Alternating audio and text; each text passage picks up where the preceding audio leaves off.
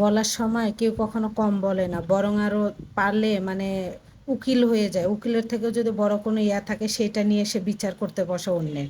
আর এত পরিমাণে বলতে পারে, একদিন না খেয়ে থাকলে কেউ বলবে না যে ধরো এক মুঠো চাল দিলাম রান্না করে খাও, কিন্তু বলার সময় যে মানুষ এত বলতে পারে।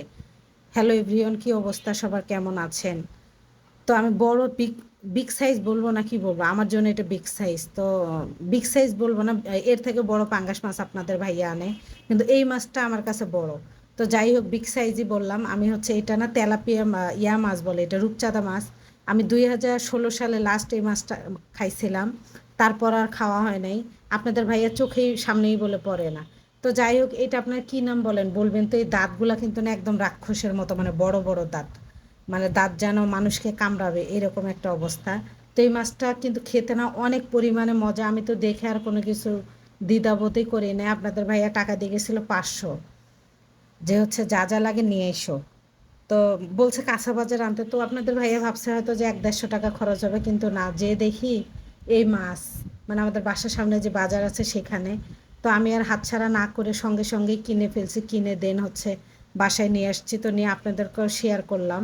এত বছর পর গড়ে, মানে আপনার 16 সালে লাস্ট খাইছি আমি, গড়ে 8 বছর পর আবার এই 24 সালে আলহামদুলিল্লাহ খাবো, যে মানে ভাবতেই ইয়া হচ্ছে। আর পিসগুলো এত সুন্দর হয়, আর এটা অনেক মজা খেতে, আপনারা যারা খান নাই খেয়ে দেখবেন। তো যাই হোক, জানেন মানুষ যখন একজনকে কথা বলে না, বলতে কিন্তু ভাই কম জানে না। মানুষ যে এত মানুষকে নিয়ে পড়ে থাকে, আমি একটা জিনিস ভাবি যে এত সময় পায় কিভাবে তারা, বলেন তো? এই বাচ্চা কাচ্চা স্বামী সংসার সামলিয়ে নিজের পার্সোনাল কাজকাম করে এত সময় পায় কিভাবে যে মানুষকে নিয়ে পড়ে থাকে, মানুষের এত কথা নিয়ে মানে আলোচনা করে। আর মানুষকে যখন বলে উপদেশ দেওয়া শুরু করে, মানে সে হয়ে যায় উকিল, জজ হয়ে যায় জজ। আর নিজের বেলায় যখন নিজের সময় আসে তখন কি বলবো, মানে তার থেকে মনে হয় অধম এই দুনিয়াতে কেউ নাই। শুধু মানুষ বলতেই জানে, জানেন বলার সময় একগাদি কথা শোনায় আর এমনভাবে বলে, মানে কোনো উত্তর দেওয়া যায় না। আপনি যদি উত্তর দেন তাহলে ঝগড়া লেগে যাবে।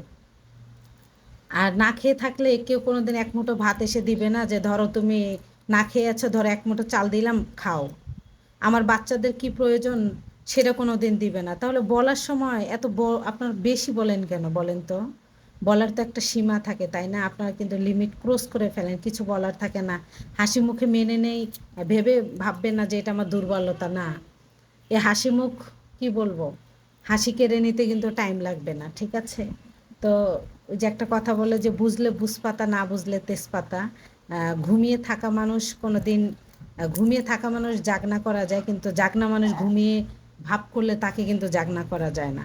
তো যাই হোক, আমি হচ্ছে মাছটা রান্না করছি, মানে অনেক মজা করে খাবো। আর আনাজি কচু রান্না করছি।